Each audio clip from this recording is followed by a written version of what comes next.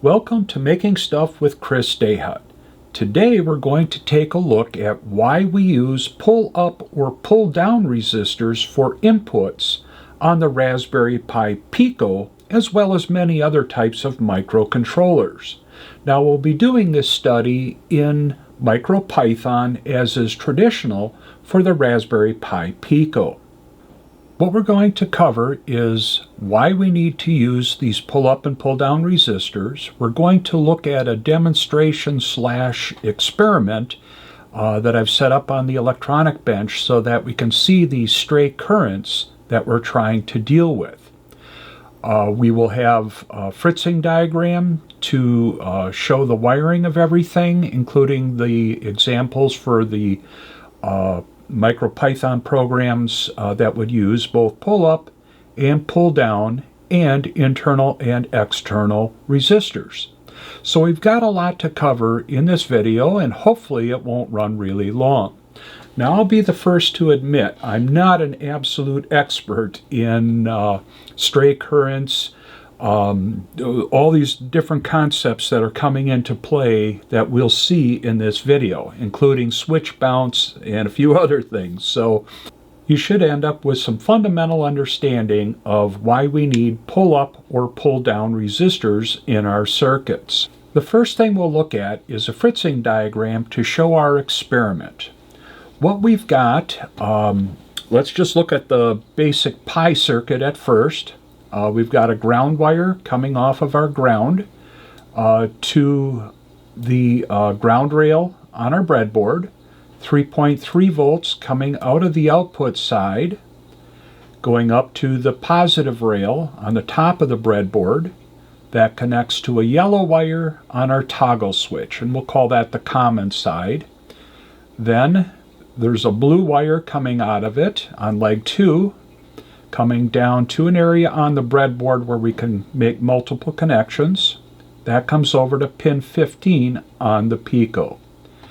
And that will be our circuit that we're looking at, and what I really just need to set up here is just to have an input on the PICO so we can observe behavior. I also have an oscilloscope probe so we can see what's going on at that pin, and this is the ground for the oscilloscope probe.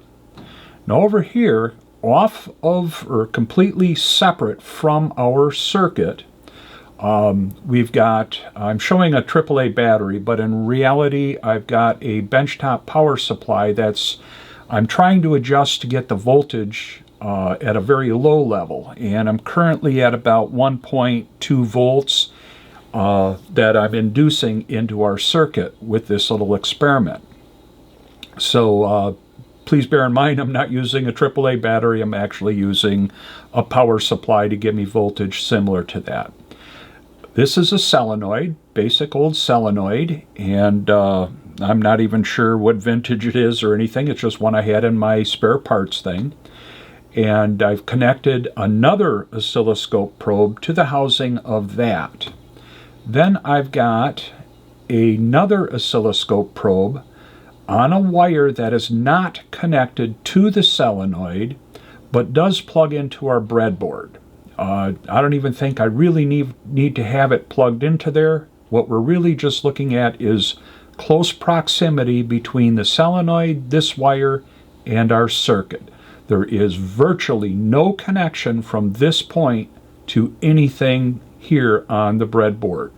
Now let's take a look at that here on the electronics bench, and you'll see that it is rather more messy looking. Fritzing diagrams make life very good for what you're observing.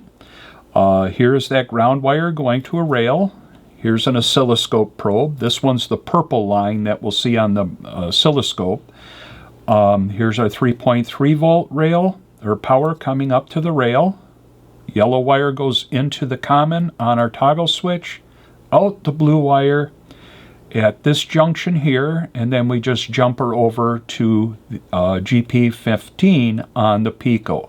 And what we're really doing here is just showing a circuit for a switch turning on and off. Now again, I want you to be very clear on this. Over here is our other circuit that we've got, It is plugged into the breadboard, but it's not connected to anything associated with the PICO or our switch or even the probe for that matter. Now over here, this is the solenoid. The two blue leads here are connected to my benchtop power supply, which is set at 1.29 volts. And here is the oscilloscope probe, as well as the ground wire just connected to the housing of that. What I'm going to do is introduce a voltage or a current into this wire, thus going through the coil of our solenoid. That will induce a voltage or current spike on this orange wire. And think of this as like an antenna right now, because it's an open circuit, it's going nowhere. But these two are not connected. You'll see that the orange wire strictly goes from my oscilloscope probe over to the breadboard. So we're going to use this to induce a current into that orange wire. Then that stray voltage and current will be present in this area, and the PICO's input signal will actually pick that up. So what we'll do, we'll demonstrate that now, and I'll be taking the power supply wire, and I'll be brushing that against this wire, and that will induce the current into our circuit over here, and we'll see that in our Python program. But first, we need to understand a little bit about the program and what it's doing for us. For our test program, it's really fairly straightforward. We're importing some libraries that give us access to the hardware. I'm going to jump down to here because this will make more sense up here in a minute. We're going to create a switch object, and that is connected to pin 15, and it's configured as an input. Notice I've got the pull up, pull down commented out here. This is normally where it would go, but I don't have it activated. So the switch is truly a floating switch. It is not connected directly to ground or not directly to 3.3 volts. It is just floating. We're going to set up an interrupt for this switch, and that'll allow us to capture very rapidly any instantaneous changes in voltage going high or low. And that is handled by this switch handler function, which is right here. I've created a hit counter so we can see the effects of how many times this handler is called into action when we see voltage coming up on the switch. So if we come into the handler, we're going to increment the hit counter and print hits and display the number of counts. And that'll just be an ever-increasing number. So it's really a fairly straightforward function here. This is all set up with a floating input and an interrupt connected to that input pin. And anytime the voltage rises or falls, we will run this routine and increment the counter and display that result. So from here, we should be able to see what's going on in our circuit, and all that information will be printed down here. To start, I'm going to just actuate the toggle switch from one condition to another. Notice just turning it on or off, we got 3 hits. That is switch bounce. That's another very complex subject matter, and we're not going to deal with that in this particular video. You'll see that in our experiment with multiple hits, and just know that that is switch bounce. So I'll turn it the other way, and we just got 1. Multiple and 1. So it's kind of going back and forth. Not real consistent with a lot of hits, but we're not seeing any changes here unless I move this toggle switch, right?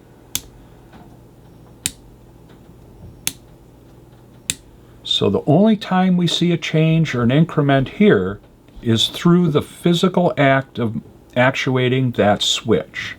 Now let's introduce some stray current into this program or into our circuit and program and see its behavior. Now I'm going to bring one of the leads of our solenoid over to the positive lead of my power supply, which is at 1.29 volts. I'm going to touch this wire. We should see, I might have to do it a few times, and you'll see a voltage spike pop up here on the oscilloscope. It's set in capture mode, so let me cause that action to happen. I also need you to see what the hits number changes to. So we're going to be looking at several things all at once. Okay, now at this point, we saw our hit counter increase, and over at the oscilloscope, we can see that we've got both our yellow line, which is our probe on the solenoid, and then our purple line, which is our probe up on our circuit. And we can actually see that just through that action, we induced over 1 volt into our input pin on the Raspberry Pi PICO.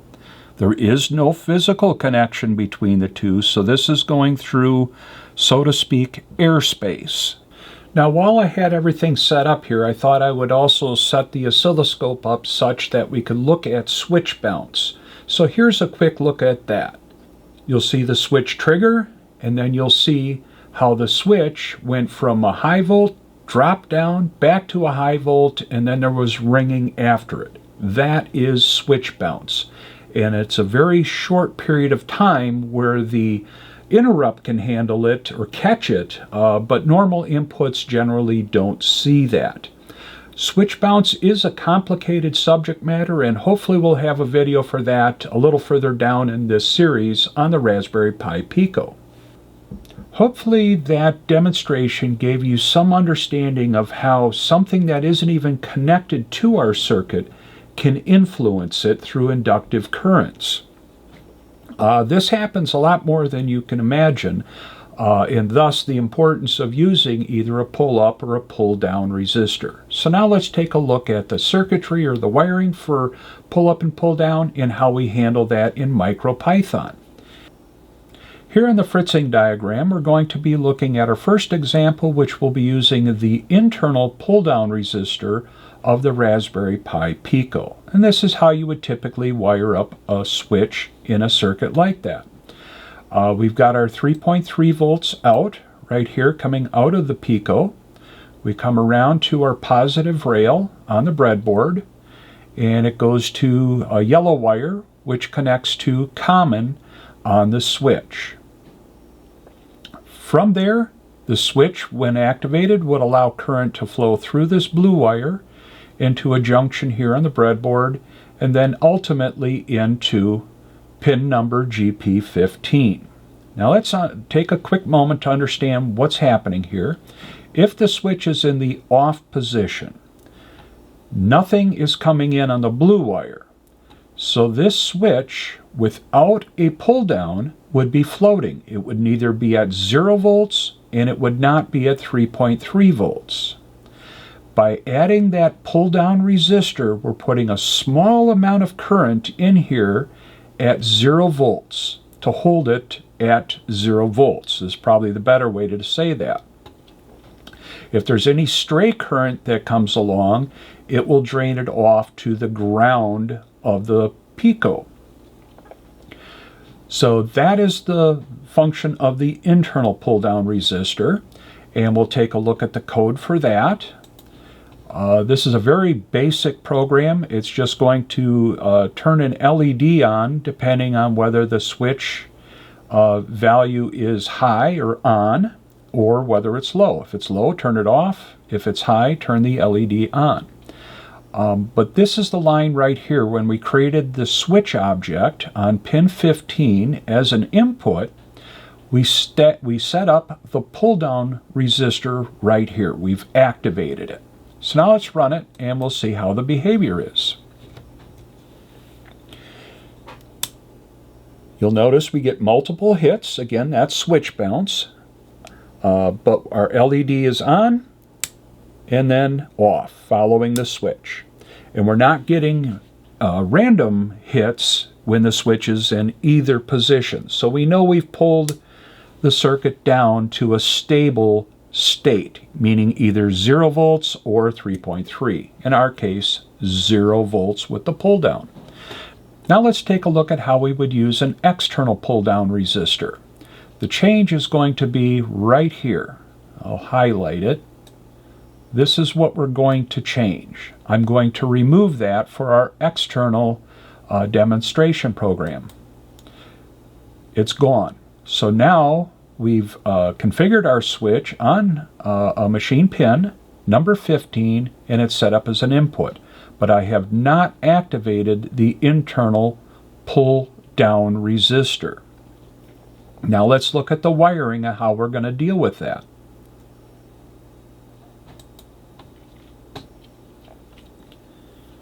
You'll notice that the wiring is essentially the same. The only addition is this resistor right here, and I use a 10K ohm resistor, and I'll put that same resistor on our circuit board. I'm going from the ground rail to our junction of our input signal, just as it's shown here. Now let's go ahead and run it. Clear out my thing here. We'll turn the switch on. Our light comes on. Switch off. Light goes off. And just from those two actions, we got 48 hits, meaning we had a lot of switch bounce going on there. But you'll notice that the count is very stable. We're not picking up and acting on any of the stray voltages. That's what we do with pull-down resistors. We minimize the effects of stray and transient voltages or currents on our circuit boards, or in our circuits for that matter. Okay, so hopefully you understand the concept of pulling a signal down.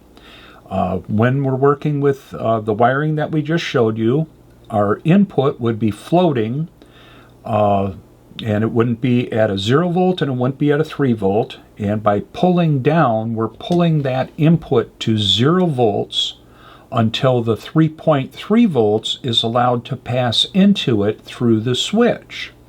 Now, because the 3.3 volts does not have a limiting resistor on it, its current and voltage overpowers the pull-down resistor's effect on that input switch, or on the input of the PICO.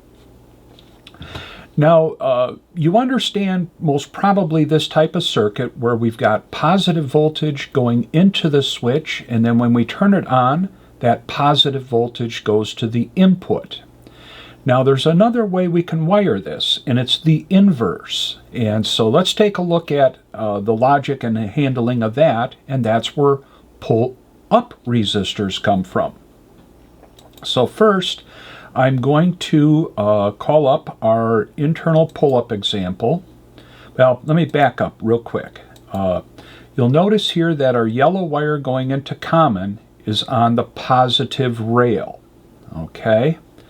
Now, what is different in our pull-up resistor, at this example, you'll see that my positive output wire goes to the positive rail here, but nothing's connected to it. Instead, our common on the switch is going to ground on the PICO. Okay, so that means when the switch is turned on, or allowed, the contact is made, we're not putting voltage in, but we're taking voltage away. We need to bring it down to 0 volts. Very weird concept, but we'll go through it a couple times. Now, internally here, we've got our pull-up resistor. So from inside the RP2040, the chip that runs this little PICO, is putting a very small amount of voltage and current, 3.3 volts, at a very, very small amount of current. So right now, with nothing connected to it, that switch, or that input, is high. As soon as I turn that switch on, making contact, it's going to pull that input to ground, because the current that's in there will flow freely to ground, bringing that voltage back to 0 volts. And that is strictly because that pull-up resistor is so weak we don't have much current at all to combat the free flow of electricity back to ground. So now let's take a look at that in our program. Very little change in our program. Instead of pull down, we're using a pull up internal resistor. Over on our breadboard, we've moved our yellow wire, which is going to common. We move that from the positive rail down to the ground rail. And that's pretty much the difference. All right, we'll go ahead and run the program here. And you'll see that the one change that is different on this line where we create the switch object on pin 15 as an input, we're going to use a pull-up resistor to pull that signal high. Now when we flip the switch, we're going high and low, just as we did before. And we still get switch bounce, as you can see on the shell area of Thani. But what we can do is have a stable on or a stable off state for that circuit. And that is what the pulled up resistor is doing. It's pulling that floating input up to a positive 3.3 volts or something very close to that. Now if we want to do that with an external pull-up resistor, very much how we did it with the pull-down resistor. Now in this case, we're going to need our 3.3 volts externally. Here is our 10K ohm resistor, and that's connected down to our junction for where we connect everything to pin GP15 over here. So now what's happening, when the switch is in the off state or open state, 3.3 volts is coming through here into that resistor, which is going to greatly limit the amount of current going into pin number 15. Very limited current. Now when we throw the switch, all that energy, the current, will not go to the input, rather it'll go to ground, because that's an easier flow of current, and that will bring this signal to 0 volts. Let's see that on the breadboard and in the program. Here we are. We're back in our software. Notice I've disabled the pull-up resistor here. We don't want it in both places. One is adequate, using one or the other. We'll go ahead and run. I'll clear out the screen, and we'll see that. Notice that, hopefully you can see that. It's actually flickering right now. And you'll notice that our hits are running away wild. So we've got some kind of transient going on here. This is what we're trying to avoid. So I forgot to put the physical pull-down resistor in there. So I'm going to do that now. Oh, I'm sorry.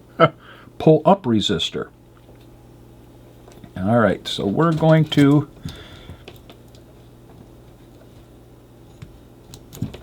borrow this orange jumper. Yeah, you'll see this. It's kind of a very good example of why pull-up and pull-down resistors are needed. So I will take this down to here on our positive rail. So now I've got 3.3 volts coming down to the positive rail.